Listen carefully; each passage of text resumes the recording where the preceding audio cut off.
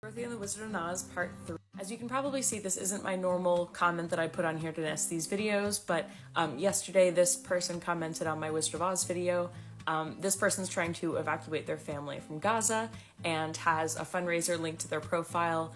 And if you haven't already, you can also look at Operation Olive Branch and find lots of families who are trying to raise money to evacuate from Gaza and get their families out safely. I know not a ton of people watch these videos, but thank you for commenting, Rosanna, and I hope I can amplify your fundraiser any way I can. So where we last left off with Dorothy and the Wizard and Oz, the whole crew, Dorothy, the Wizard, Zeb, and all of their talking animal friends have been backed into a tunnel leading into a mountain, and the way has been blocked with giant rocks of glass. But the wizard lights a lantern and they find that it actually is not just a pit that ends, that they're trapped in. They can keep traveling through the tunnel. So they do so, and they go up and up and up and up and up through the whole mountain and wind up in a different land. When they get there, they start hearing birds chirping, but they're not seeing any birds. They're hearing all these animal noises. It's very odd. They can't see any animals. And it turns out that that's because there is a special fruit that they eat in this place called the Valley of Voe, and it's very, very delicious, but it makes you invisible.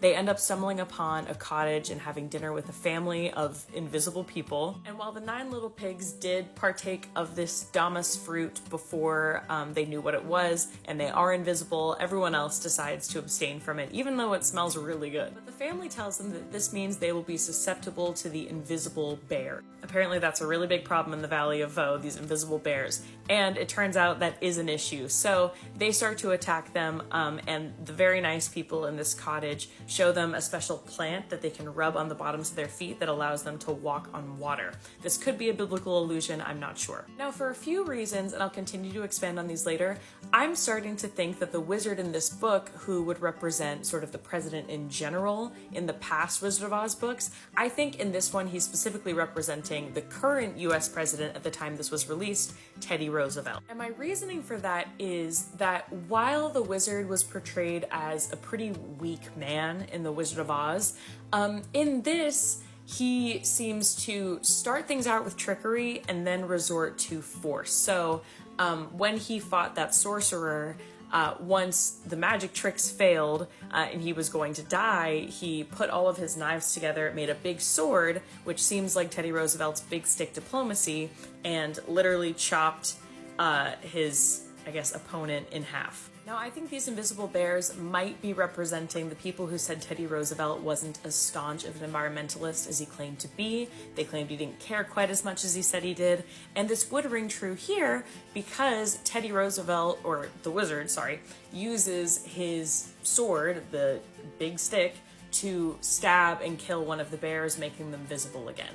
Anyway, they also rub this plant on the bottom of the buggy and they escape this way. Now, they've also been warned about these gargoyles that will await them ahead, but they are determined to get back home to the surface of the earth, so they decide to go up a mountain anyway. Go up into this mountain, there's lots and lots of steep stairs, and eventually they come upon the Braided Man.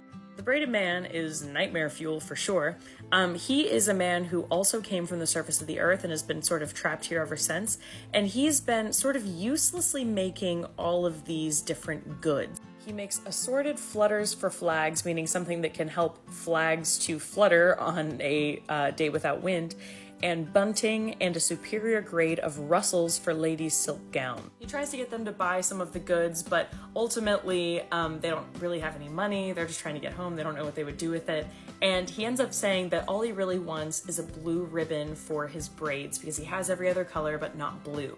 And so Dorothy gets him one and he's so excited he gives her a big box of the rustles. I have no idea who the Braided Man could represent outside of a general mindset of working all your life for nothing. But they say goodbye to the Braided Man and eventually meet the wooden gargoyles. So when they reach the top of the mountain, Jim the horse is pulling the buggy and looks out first, and he is very put off by what he sees. He sees an entire land devoid of normal life, and it's really just made of wood. And when everyone comes up, they see these wooden gargoyles that have all kinds of different carvings of fruits and vegetables and things like that on their heads. Now keep in mind here, the gargoyles have not done anything, but the wizard is determined that they are planning to attack them, so they create a plan of action. They seem to be put off by loud noise, so once they stop talking, the gargoyles do start to get closer, and then once they are close enough, Jim the horse kicks up and kicks a bunch of them, and scares a bunch of them away,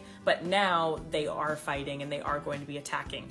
So the wizard takes his revolver out of his coat and starts shooting at them, and while he isn't really able to do much damage, the noise frightens them a lot. So they end up flying away, coming back, making another pass. Eventually, he has shot all of his shots, and they are all sort of beaten down, and they are not killed instantly, as they suspect they will be, but they're actually flown and taken away. They're dropped off on a platform, and they have no idea what's going to become of them. They're not really sure why the gargoyles didn't kill them. I suspect that it's because they weren't really violent in the first place, and it's because they sort of took the first shot in this fight, but you know. So we know L. Frank Baum was pretty supportive of American imperialism, at least when it came to kicking Native Americans off of their land. I don't really know how he felt about imperialism in the Caribbean and kind of in the presidency of Teddy Roosevelt. But Teddy Roosevelt was involved in building the Panama Canal, and he essentially used and abused the Monroe Doctrine to become this sort of international cop in the Caribbean. He involved the US military in a lot of governments in the Caribbean. They were stationed in the Dominican Republic for a while. And so my best guess is that the gargoyles, since gargoyles are originally French, it comes from French folklore, my guess is that the gargoyles maybe represent Haiti, because Haiti's right next to the Dominican Republic, and Teddy Roosevelt, again, was heavily involved in the Dominican Republic and had established kind of a military rule there. I do think the big thing to pay attention to in here is that the gargoyles might not be as violent as the wizard is outright assuming they are, based on the look in their eyes, is what he says. So that's my thought, but again, I have a fairly surface level understanding of American history, so if anyone else has any ideas, let me know. And I'll see you tomorrow for part 4.